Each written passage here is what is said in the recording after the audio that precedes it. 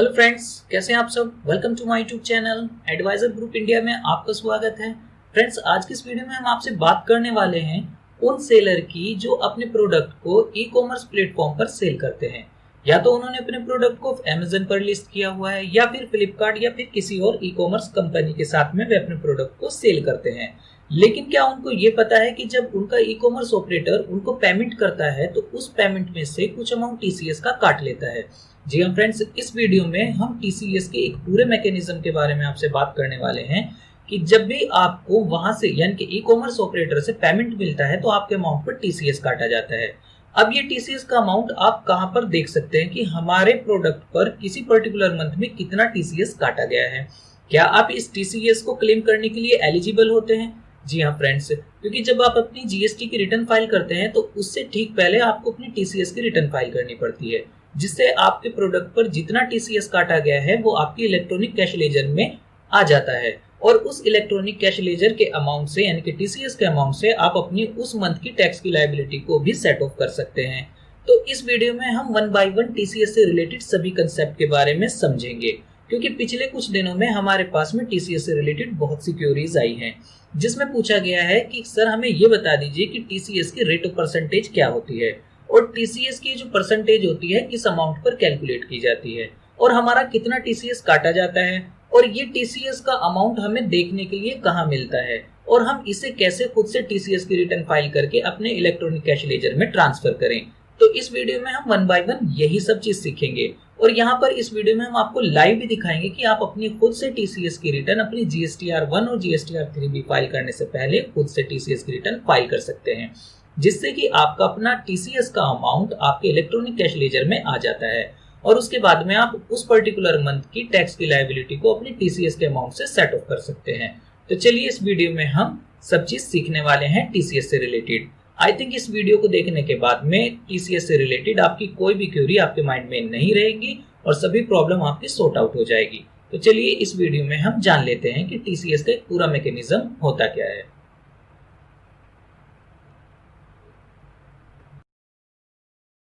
तो चलिए फ्रेंड्स, जान लेते हैं कि टीसीएस जीएसटी में होता क्या है। What is TCS under GST? Tax collected at sources under GST means the tax collected by an e-commerce operator from the considerations received by it on behalf of the supplier of goods or services who makes supplies through operator's online platform. TCS will be charged as a percentage on the net taxable supplies. Friends, जैसा आप इस paragraph को देखते हैं यहाँ पर आपको समझ में आ जाता है कि TCS आपका ई-कॉमर्स ऑपरेटर काटता है, लेकिन ये आपके बिहाफ पर काटता है, यानी कि ई कॉमर्स ऑपरेटर सेलर के बिहाफ पर जो अमाउंट काटता है उसको हम टीसीएस बोलते हैं। जब भी सेलर अपने प्रोडक्ट को ई कॉमर्स ऑपरेटर के प्लेटफॉर्म पर लिस्ट कराकर सेल करते हैं तो ई कॉमर्स ऑपरेटर आपके बिहाफ पर टीसीएस काटता है और जो टीसीएस काटता है वह आपके net value of taxable supply पर काटा जाता है। अब बात कर लेते हैं who is liable to collect a TCS under GST. Certain operators who own, operate and manage e-commerce platforms are liable to collect TCS. TCS applies only if the operators collect the considerations from the customers on behalf of vendors or supplier. In other words, when the e-commerce operators pay the considerations collected to the vendors, they have to deduct an amount as TCS and pay the net amount. तो friends, जैसा आपको paragraph में इसमें पता चलता है कि TCS को कलेक्ट करने के लिए जो लायबल होता है वह आपका ई कॉमर्स ऑपरेटर होता है, लेकिन आपका ई कॉमर्स ऑपरेटर तभी टीसीएस कलेक्ट करने के लिए लायबल होता है जब सेलर अपने प्रोडक्ट को उसके इलेक्ट्रॉनिक प्लेटफॉर्म पर लिस्ट कराकर सेल करता है, यानी कि ई कॉमर्स ऑपरेटर सेलर के बिहाफ पर ही टीसीएस काटता है, तभी वह टीसीएस कलेक्ट करने के लिए लायबल होता है। अब बात कर लेते हैं when will the liability of collecting TCS arise?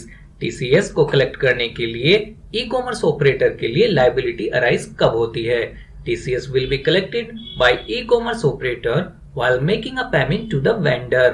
This payment will be the considerations collected on the vendor's behalf for the supplies made by him via the online portal. This tax will be collected on the net value of taxable supplies. Friends, जैसा आप इस paragraph में देखते हैं तो यहाँ पर आपके लिए साफ नजर आता है कि टीसीएस कलेक्ट करने की लायबिलिटी तब अराइज होती है जब आपका ई कॉमर्स ऑपरेटर अपने वेंडर यानी कि सेलर को पेमेंट करता है। उस पेमेंट को करने से पहले वह कुछ अमाउंट टीसीएस का काट लेता है और नेट अमाउंट अपने सेलर को पे कर देता है। अब टीसीएस की कैलकुलेशन जो की जाती है वो net value of taxable supply पर की जाती है। अब बात कर लेते हैं what is the rate applicable under TCS. ये पैराग्राफ आपके लिए बहुत ही ज्यादा मोस्ट इंपोर्टेंट है, वह इसलिए क्योंकि यहाँ पर आपको पता चलेगा कि जो आपके ऊपर TCS net value of taxable supply के ऊपर चार्ज किया जाता है उसकी रेट ऑफ परसेंटेज क्या होती है। द डीलर्स और ट्रेडर्स सप्लाइंग गुड्स एंड और services through e commerce operators will receive payment after deductions of TCS at 1%. The rate is notified by the CBIC in notifications number 52/2018 under CGST Act and 02/2018 under IGST Act. This means for an intra-state supply, TCS at 1% will be collected, that is 0.5% under CGST and 0.5% under SGST. Similarly, for our transactions between the states, the TCS rate will be 1%, that is under the IGST Act. Friends, जैसा आप इस paragraph को देखते हैं तो आपका e commerce operator जो आपकी net value of taxable supply के ऊपर टीसीएस काटता है उसकी रेट ऑफ परसेंटेज 1% से ज्यादा नहीं हो सकती। यानी कि आपका ई कॉमर्स ऑपरेटर जब अपने सेलर यानी कि वेंडर्स को पेमेंट करता है तो उस अमाउंट पर वह 1% से टीसीएस काट लेता है।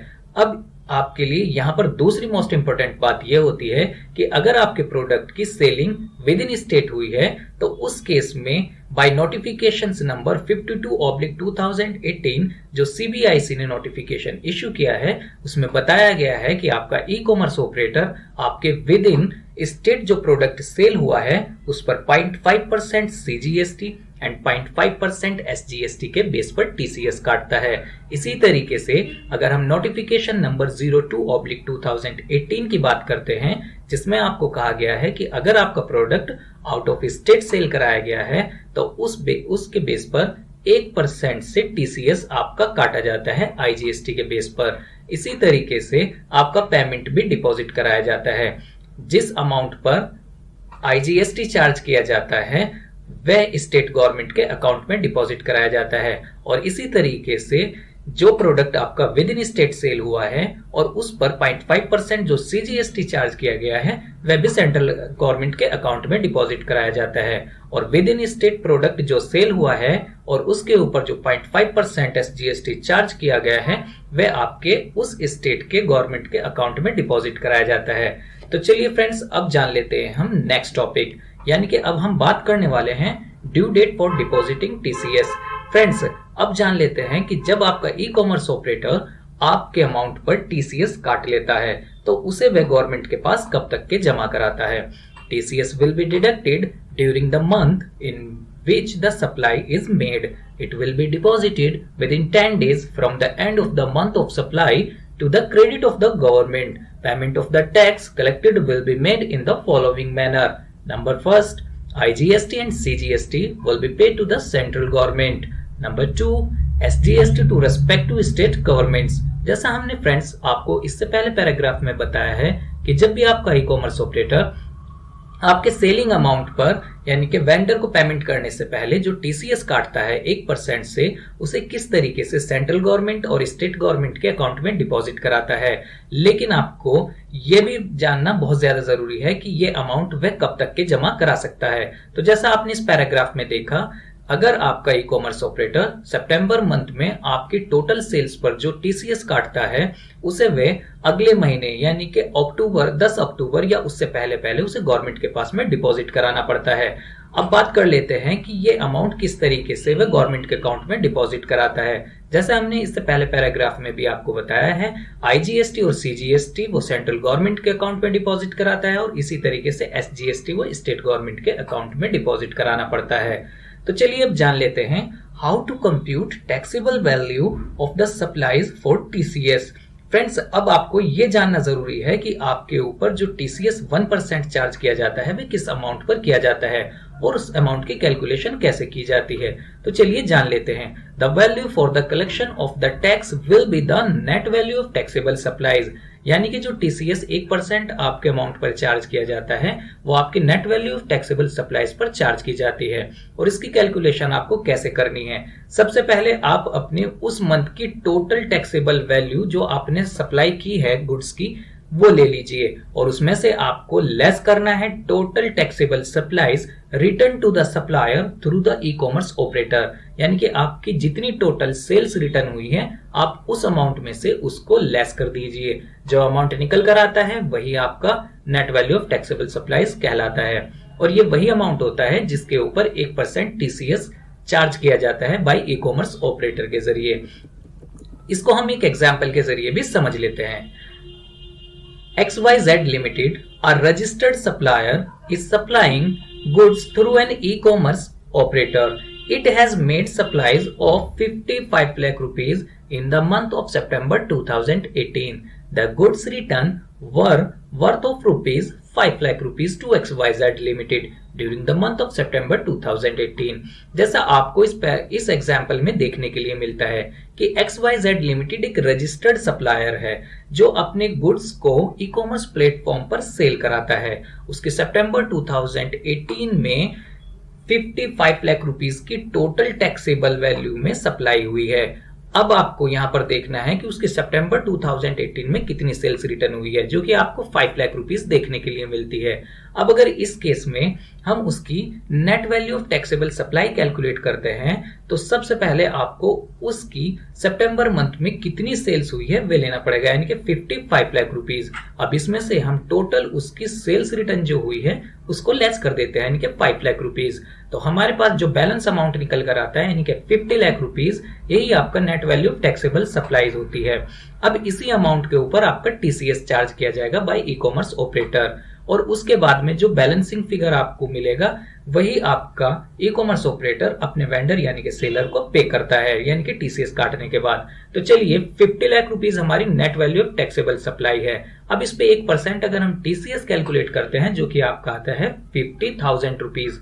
अब इस अमाउंट को आपके total net value of taxable supply में से लेस कर दिया जाएगा, यानी कि जो बैलेंसिंग अमाउंट आपके पास निकल कर आता है वो बनता है 49 लाख रुपीस 50,000। यही वह अमाउंट है जो ई कॉमर्स ऑपरेटर अपने वेंडर को पे करेगा टीसीएस काटने के बाद। तो चलिए फ्रेंड्स, इस तरीके से हमने बता दिया आपको कि आप अपनी net value of taxable supply कैसे कैलकुलेट कर सकते हैं और उसके ऊपर कैसे आप टीसीएस कैलकुलेट कर सकते हैं। अब जान लेते हैं Which form can one use to file TCS return? तो फ्रेंड्स, आपको ये जानना भी बहुत ज्यादा जरूरी है कि जब आपका ई कॉमर्स ऑपरेटर आपके अमाउंट पर टीसीएस काटता है तो उसे गवर्नमेंट के पास में कैसे डिपॉजिट कराना पड़ता है और उसे टीसीएस के लिए कौन सी रिटर्न फॉर्म के लिए अप्लाई करना पड़ता है, कौन सी वे अपनी रिटर्न फाइल करता है। तो चलिए जान लेते हैं। E-commerce operators have to file GSTR 8 by 10th of the next month in which the tax was collected.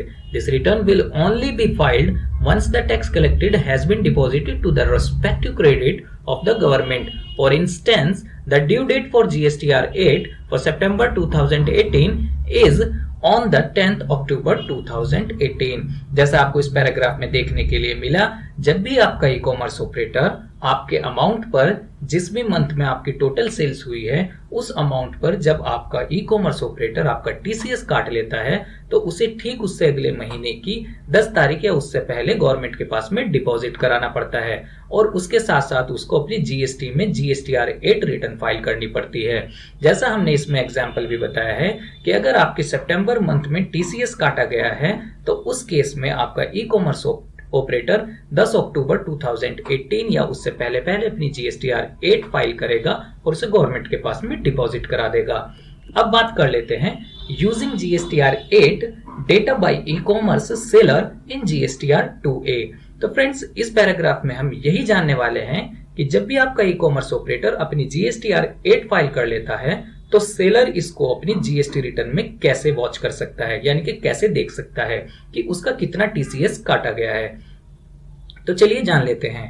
The details submitted by the operators in GSTR 8 will be available to all the suppliers in GSTR 2A. The supplies will be available GSTR 2A after the due date of filing GSTR 8. The tax collected will be reflected in the electronic cash ledger of the respective supplier. The suppliers can claim the credit accordingly after matching and reconciling their supplies with the details in GSTR 2A. तो friends, आपके लिए paragraph इसलिए important होता है, जैसे ई commerce operator अपनी GST में TCS की रिटर्न फाइल करता है, जो कि वह जीएसटीआर 8 फाइल करके करता है, इसी तरीके से ई कॉमर्स सेलर भी अपनी जब जीएसटी की रिटर्न फाइल करता है तो उसे अपनी जीएसटीआर 1 और जीएसटीआर 3B को फाइल करने से पहले एक टीसीएस की रिटर्न भी फाइल करनी पड़ती है, जिससे कि उसका जितना टीसीएस अमाउंट काटा गया है वह उसके इलेक्ट्रॉनिक कैश लेजर में आ जाता है और फिर उससे वह अपनी उस मंथ की टैक्स की लायबिलिटी को सेट ऑफ कर सकता है। लेकिन आपका किस पर्टिकुलर मंथ में कितना टोटल टीसीएस काटा गया है, उसके लिए वह अपनी जीएसटीआर 2M में जाकर चेक कर सकता है। उसके बाद में ही वह अपनी टीसीएस रिटर्न फाइल करता है। तो चलिए फ्रेंड्स, अब जान लेते हैं हम कि ई कॉमर्स सेलर अपनी टीसीएस की रिटर्न खुद से कैसे फाइल कर सकता है और उसका कितना किस पर्टिकुलर मंथ में कितना टीसीएस काटा गया है वह उसको कैसे चेक कर सकता है अपनी जीएसटीआर 1 और जीएसटीआर 3B को फाइल करने से पहले। तो चलिए जान लेते हैं।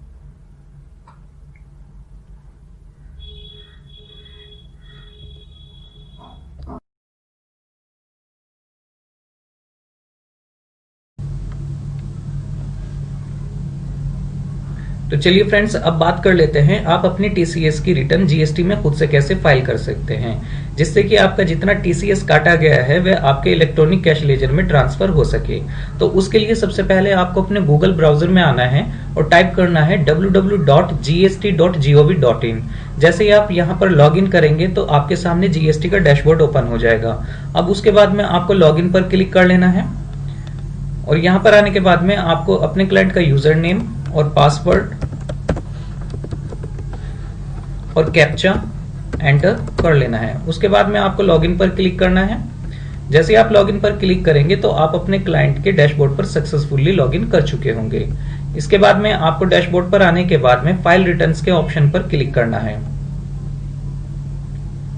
जैसे ही आप फाइल रिटर्न्स के ऑप्शन पर क्लिक करेंगे तो जीएसटी में आपके सामने कुछ इस तरह का इंटरफेस नजर आएगा। अब आपको अपने क्लाइंट का फाइनेंशियल ईयर सिलेक्ट कर लेना है, जिस फाइनेंशियल ईयर के लिए आप उसकी टीसीएस की रिटर्न फाइल करने जा रहे हैं। तो हम 1920 सिलेक्ट कर लेते हैं। उसके बाद में जो नेक्स्ट आपको नजर आता है वो रिटर्न फाइलिंग पीरियड नजर आ रहा है कि आप किस मंथ के लिए अपने क्लाइंट की टीसीएस की रिटर्न फाइल करना चाहते हैं। फ्रेंड्स, इस वीडियो में हम आपको ये बता देते हैं कि हमने अपने क्लाइंट की टीसीएस या जीएसटीआर 1 या 3B सब ऑन ड्यू डेट कर रखी है। तो यहाँ पर सिर्फ हम आपको एक लाइव डेमो दिखाएंगे कि आप अपनी टीसीएस की रिटर्न खुद से कैसे फाइल कर सकते हैं। तो चलिए फ्रेंड्स, हम अगस्त मंथ सेलेक्ट कर लेते हैं और उसके बाद में आप सर्च के ऑप्शन पर क्लिक करेंगे। तो जैसे ही आप यहाँ पर क्लिक करेंगे तो आपके सामने कुछ इस तरह का इंटरफेस नजर आएगा जीएसटी में, जहां पर आपको 3 टैब देखने के लिए मिल जाएगी। पहली होती है आपकी जीएसटीआर 1, जिसमें आप उस मंथ से रिलेटेड जितनी भी आपकी टैक्सेबल सप्लाई हुई है जो कि सेल्स रिटर्न नहीं आई है, तो यहाँ पर आप उनको सबको एंटर कर सकते हैं। उसके सबसे लास्ट में आपको जीएसटीआर 3B नजर आता है, जिसमें कि आप अपने उस मंथ की टैक्स की लायबिलिटी जितनी आपके ऊपर बनती है उसको पे कर देते हैं जीएसटीआर 3B फाइल करके। लेकिन हम बात करने वाले हैं यहाँ पर आपका अगस्त मंथ में कितना टीसीएस आपके ई कॉमर्स ऑपरेटर ने काटा है, आप उसको कैसे चेक कर सकते हैं। उसके लिए आपको जीएसटीआर 2A में जाना पड़ेगा और यहाँ पर जाने के बाद आपको व्यू पर क्लिक कर लेना है। जैसे आप व्यू पर क्लिक करेंगे तो आपके सामने जीएसटी में कुछ इस तरह का इंटरफेस नजर आएगा, जहां पर आपको part A, part B, part C देखने के लिए मिलेगा। आपको सबसे नीचे पार्ट सी पर आना है और सबसे लास्ट में जो टीसीएस क्रेडिट का आपको टैब नजर आ रही है उस पर क्लिक कर लेना है। जैसे आप यहां पर क्लिक करेंगे तो आपके सामने कुछ इस तरह का इंटरफेस ओपन होगा और यहां पर आपको देखने के लिए मिलेगा heading TCS credit received summary. तो ये वही टैब है जहां पर आपका जितना अगस्त मंथ में ई कॉमर्स ऑपरेटर ने टीसीएस काटा है वह आपको यहाँ पर रिफ्लेक्ट होगा। तो अब आपको यहाँ पर समझ लेना है आपको क्या क्या चीजें नजर आएंगी। जीएसटीएन ऑफ द कलेक्टर, देखिए जो जिसने आपका टीसीएस काटा है उसका वहां पर जीएसटी रजिस्ट्रेशन नंबर आपको नजर आएगा, यानी कि जीएसटीएन नंबर आपको नजर आएगा। Gross value of supplies made, देखिए जितनी आपने अगस्त मंथ में टोटल टैक्सेबल सप्लाई की है, यहाँ पर आपको वह देखने के लिए मिल जाएगी। हमारे केस में 5,521.44 रुपए आपको देखने के लिए मिल रही है। उसके बाद में बात कर लेते हैं वैल्यू ऑफ सप्लाईज रिटर्न। तो फ्रेंड्स, जितनी आपकी अगस्त मंथ में टोटल सेल्स रिटर्न हुई है, यानी कि टोटल टैक्सेबल सेल्स रिटर्न जो हुई है, आपको वो यहाँ इस टाइम में नजर आएगी। हमारे केस में 659.83 रुपए आपको नजर आ रही है। इसके बाद में आपको नजर आता है net amount liable for TCS. Friends, ये वही अमाउंट होता है जिसके ऊपर आप टीसीएस की कैलकुलेशन करते हैं। हमने इस वीडियो में आपको ऑलरेडी बता भी दिया है कि आप net value of taxable supply कैसे कैलकुलेट कर सकते हैं और उसके ऊपर टीसीएस कैसे कैलकुलेट किया जाता है। तो net value of taxable supply calculate करने के लिए आपको अपनी टोटल उस महीने में जितनी टैक्सेबल सप्लाई की है, उसमें से टोटल जितनी आपकी सेल्स रिटर्न हुई है वह आपको माइनस करना पड़ता है। तो देखिए, हमारे केस में अगस्त मंथ में टोटल टैक्सेबल सप्लाईज 5,521.44 थी और टोटल सेल्स रिटर्न जो हुई थी वो 659.83 हुई थी। अब यहाँ पर आपको करना क्या है कि आपको 5,521.44 में से 659.83 माइनस होकर जो नजर आ रहा है वो 4,861.61 नजर आ रहे हैं, जो कि net amount liable for TCS कहलाते हैं। ये वही अमाउंट है जिसके ऊपर आपकी टीसीएस की कैलकुलेशन की गई है। अब जैसा हमने इस वीडियो में आपको ऑलरेडी बता चुके हैं कि जब भी आपका ई कॉमर्स ऑपरेटर आपके अमाउंट पर टीसीएस काटता है तो वह ये देखता है कि जिस अमाउंट पर वह टीसीएस काट रहा है, क्या वह product within state sale हुआ है या आउट ऑफ स्टेट सेल हुआ है। अगर आपका product within state sale हुआ है तो उस पर 0.5% से सीजीएसटी चार्ज किया जाता है और 0.5% से एसजीएसटी के बेस पर ही टीसीएस चार्ज किया जाता है।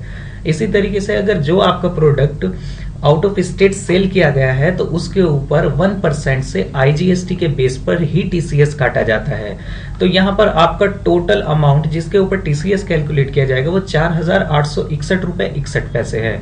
तो आपका कुछ प्रोडक्ट ऐसा होगा जो आउट ऑफ स्टेट सेल हुआ है, जिसके ऊपर 1% से जो टीसीएस काटा गया है वो 39.28 आपको नजर आ रहे हैं, यानी कि 39.28 आपको इंटीग्रेटेड टैक्स के टाइम में नजर आ रहे हैं। इसी तरीके से जो विद इन स्टेट आपका प्रोडक्ट सेल हुआ है उसके ऊपर जो टीसीएस 0.5% से काटा गया है, यानी कि सीजीएसटी के बेस पर, तो वो 4.67 आपको नजर आ रहा है। और फिर इसी तरीके से स्टेट टैक्स में भी आपको नजर आ रहा है, यानी कि एसजीएसटी में भी। अब आपको करना क्या है कि सबसे पहले तो आपको ये पता चल गया कि हमारे अगस्त मंथ में, यानी कि अगस्त मंथ की हम बात कर रहे हैं, अगस्त मंथ में कितनी टैक्सेबल सप्लाई हुई थी और कितनी सेल्स रिटर्न आई थी और आपका कितना अमाउंट बनता है जिसके ऊपर टीसीएस काटा गया है। अब आपको ये देखना है कि आपका टोटल जो अमाउंट है टीसीएस का, यानी कि इंटीग्रेटेड प्लस सीजीएसटी और एसजीएसटी मिलाकर, वह आपका अमाउंट कितना बनता है और उसे आप कैसे अपने इलेक्ट्रॉनिक कैश लेजर में ट्रांसफर कर सकते हैं। उसके लिए सबसे पहले आपको अपनी टीसीएस की रिटर्न फाइल करनी पड़ती है। तो चलिए अब हम ये जान लेते हैं कि आप अपनी टीसीएस की रिटर्न कैसे फाइल कर सकते हैं। क्योंकि सबसे पहले तो आपको 2A में जाकर अपना ये चेक करना है कि उस पर्टिकुलर मंथ में कितना आपका टीसीएस काटा गया है, जो कि हम बता चुके हैं। अब बात कर लेते हैं कि टीसीएस की रिटर्न आप खुद से कैसे फाइल कर सकते हैं। तो उसके लिए आपको सर्विसेज की टैब पर आना है।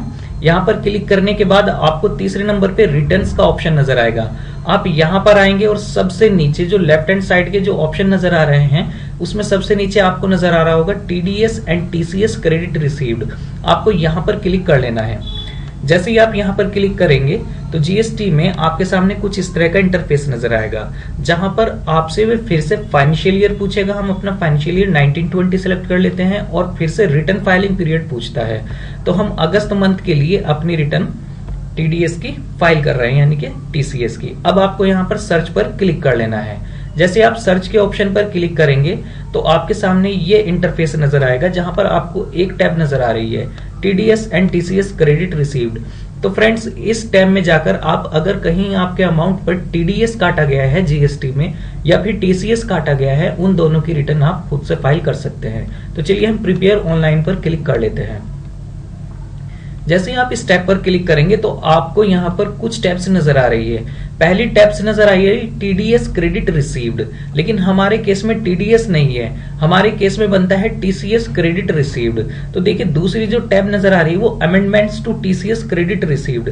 देखिए कभी कभी क्या होता है कि आपका जितना टीसीएस काटा गया है लेकिन उससे ज्यादा कहीं आपका मतलब आपके कैलकुलेशंस के अकॉर्डिंग आपका टीसीएस ज्यादा काटा गया है, लेकिन आपके जब जीएसटीआर 2A आप चेक करते हैं तो वहां पर आपका टीसीएस कम दिखाता है। तो उस केस में आप अपने ई कॉमर्स ऑपरेटर को कंफर्म कराते हैं कि हमारा टीसीएस ज्यादा काटा गया है, लेकिन आपने अपनी जीएसटीआर 8 फाइल करते हुए वहां पर हमारा टीसीएस कम दिखाया है, जिससे कि हमारे 2A में हमारे टीसीएस का अमाउंट कम नजर आ रहा है। तो उस केस में ई कॉमर्स ऑपरेटर अपनी जीएसटीआर 8 को रिवाइज करता है, तो आपके टैब में जीएसटीआर 2A में आपका टोटल टीसीएस नजर आता है।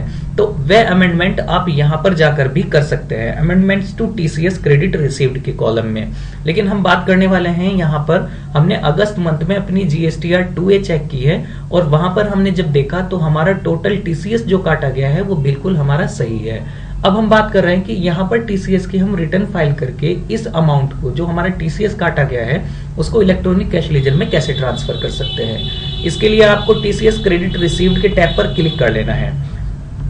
फ्रेंड्स, जैसे ही आप टीसीएस की टैब पर क्लिक करते हैं तो यहाँ आपको जीएसटी में आपको यहाँ पर एक इंटरफेस नजर आता है, जहां पर आपको कुछ समझना बहुत ज्यादा जरूरी है। यहाँ पर आपको देखिए पहले हेडिंग नजर आ रही है टीसीएस क्रेडिट रिसीव्ड समरी। ये फिर से आपको समरी शो कर रहा है जो कि आपके 2A में आपको नजर आ रही थी। अब आपको करना क्या है, यहाँ पर जीएसटीएन ऑफ कलेक्टर, देखिए जीएसटीएन ऑफ कलेक्टर नजर आ रहा है। यहाँ पर आपको सबसे पहले तो क्या है, यहाँ पर सेलेक्ट कर लेना है इस टैब को। जैसे ही आप यहाँ पर सेलेक्ट करते हैं तो यहाँ पर देखिए Amazon seller service private limited, जिसने आपका टीसीएस काटा है, यानी कि आपका जो कलेक्टर है टीसीएस का कलेक्ट करने के लिए वो आपका अमेजन सर्विसेज है। तो यहाँ पर आपको ये टैग नजर आ रही है, टैक्स पीरियड ऑफ जीएसटीआर 8। देखिए उसने अपनी जब अगस्त मंथ में अपनी जीएसटीआर 8 फाइल की है, वे यहाँ से टाइम पीरियड नजर आ रहा है आपको। ग्रोस वैल्यू जो आपकी अगस्त मंथ में टोटल टैक्सेबल सप्लाई की गई थी वो 5,521 रुपए 44 पैसे थी, और उसमें से जितनी आपके अगस्त मंथ में सेल्स रिटर्न आई है वो बनती है 659 रुपए 83 पैसे। अब अगर हम 5,521 रुपए 44 पैसे में से 659 रुपए 83 पैसे को लेस करते हैं तो आपकी नेट वैल्यू निकल कर आ जाती है 4,861 रुपए 61 पैसे। ये वही अमाउंट है जिसके ऊपर टीसीएस काटा गया है। 1% से आईजीएसटी और 0.5% सीजीएसटी और 0.5% एसजीएसटी आपके जो within state product sale हुए हैं उस पर आपका चार्ज किया जाएगा। अब आपको यहाँ पर एक टैब नजर आ रही है एक्शन की, इसमें आपको अभी तक नजर आ रहा है नो एक्शन टेकन, कि अभी तक हमने इन बिलों के अगेंस्ट में कोई भी, यानी कि जो हमारा टीसीएस काटा गया है उसके अगेंस्ट में हमने कोई भी एक्शन नहीं लिया है। तो हम यहाँ पर सेलेक्ट कर लेते हैं, अगर हमारा टीसीएस बिल्कुल सही काटा गया है और यहाँ पर सेलर ने अपनी जीएसटीआर 8 फाइल करते हुए, यानी कि ई कॉमर्स ऑपरेटर ने अपनी जीएसटीआर 8 में हमारा जितना टीसीएस काटा है इतना ही हमें यहाँ पर शो हो रहा है, तो हम यहाँ पर एक्सेप्ट कर सकते हैं। अगर इतना नहीं शो हो रहा है, आपकी कैलकुलेशन के अकॉर्डिंग कम शो हो रहा है, तो आप इसे रिजेक्ट भी कर सकते हैं। उस केस में आप रिजेक्ट करके अमेंडमेंट टू टीसीएस में जाकर भी अपने ई कॉमर्स ऑपरेटर को इन्फॉर्म कर सकते हैं कि हमारा टीसीएस ज्यादा बनता है। लेकिन हम यहाँ पर जैसे चेक किया है हमारा टीसीएस बिल्कुल सही नजर आ रहा है। उसके बाद में आप एक्सेप्ट पर क्लिक कर लेंगे। जैसे ही आप एक्सेप्ट पर क्लिक करेंगे तो यहाँ पर ये आपका एक्सेप्ट हो चुका है। देखिए जो मैसेज भी आपको नजर आ रहा है, सक्सेस रिकॉर्ड्स एक्सेप्टेड सक्सेसफुली। अब आपको करना क्या है, यहाँ पर बैक आ जाना है। जैसे ही आप बैक आएंगे तो उसके बाद में आपको यहाँ पर कुछ टैब नजर आ रही है जहां पर आपको प्रोसीड टू फाइल पर क्लिक कर लेना है। जैसे ही आप प्रोसीड टू फाइल पर क्लिक करेंगे उसके बाद में आपको प्रीव्यू ऑफ ड्राफ्ट भी आप करके देख सकते हैं। सबसे पहले preview of draft and TCS credit received पर क्लिक करेंगे तो यहां से आप पीडीएफ में भी इसको चेक कर सकते हैं। तो यहाँ पर जैसे ही आप क्लिक करेंगे तो यहाँ पर आपके सामने पीडीएफ ओपन हो जाएगा और थोड़ी देर ही बाद में आपको यहाँ पर ये टैब हाईलाइट हो जाएगी फ्रेंड, क्योंकि हम ऑलरेडी कर चुके हैं। तो इसलिए यहाँ पर इस वीडियो में हम आपको कंप्लीट बिल्कुल एंड तक नहीं दिखा सकते हैं कि आप अपनी टीसीएस की रिटर्न को फाइनल सबमिट कैसे कर सकते हैं, क्योंकि हम ऑन ड्यू डेट अपने क्लाइंट की सभी रिटर्न को कंप्लीट कर चुके हैं।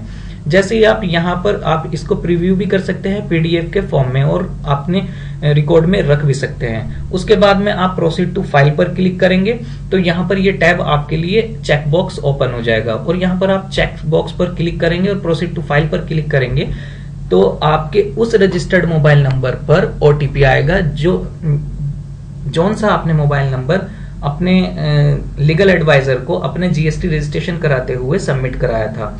उस पर एक ओटीपी नजर आएगा 6 डिजिट का, आपको वह वहां पर एंटर करके उसको सबमिट कर लेना है। तो इस तरीके से आप अपनी टीसीएस की रिटर्न को खुद से फाइल कर सकते हैं। अब आपके पास में सबसे मेन इंपॉर्टेंट काम क्या बचता है, आपको मेन डैशबोर्ड पर आना है और यहाँ पर चेक करना है कि आपके इलेक्ट्रॉनिक कैश लेजर में इतना अमाउंट जो आपका टीसीएस का काटा गया है, क्या वह यहाँ पर शो हो रहा है या नहीं हो रहा है। देखिए टीसीएस का जो अमाउंट यहाँ पर आएगा आपका, वो इसी मैनर में आएगा जिस मैनर में आपके ई कॉमर्स ऑपरेटर ने अपनी जीएसटीआर 8 फाइल करते हुए वहां पर सबमिट किया था। यानी कि आपका जो within state product sale हुआ था उसमें 0.5% से एसजीएसटी यहाँ पर दिखाएगा और 0.5% से सीजीएसटी यहाँ पर शो करेगा। और इसी तरीके से जो प्रोडक्ट आपका आउट ऑफ स्टेट सेल किया गया है वो आईजीएसटी के हिसाब से 1% टीसीएस जो काटा है आपके ई कॉमर्स ऑपरेटर ने, वह आईजीएसटी के टैब पर यहाँ पर नजर आएगा आपको। तो इस तरीके से आप अपनी टीसीएस की रिटर्न भी खुद से फाइल कर सकते हैं। तो फ्रेंड्स, आई होप आपकी सभी क्वेरीज टीसीएस से रिलेटेड अब कंप्लीट हो चुकी होगी। तो चलिए फ्रेंड्स, फिर मिलते हैं किसी नेक्स्ट टॉपिक पर, किसी नेक्स्ट वीडियो में। तब तक के लिए आप अपना बहुत ख्याल रखिए और हमारे यूट्यूब चैनल को देखते रहिए। Thank you so much.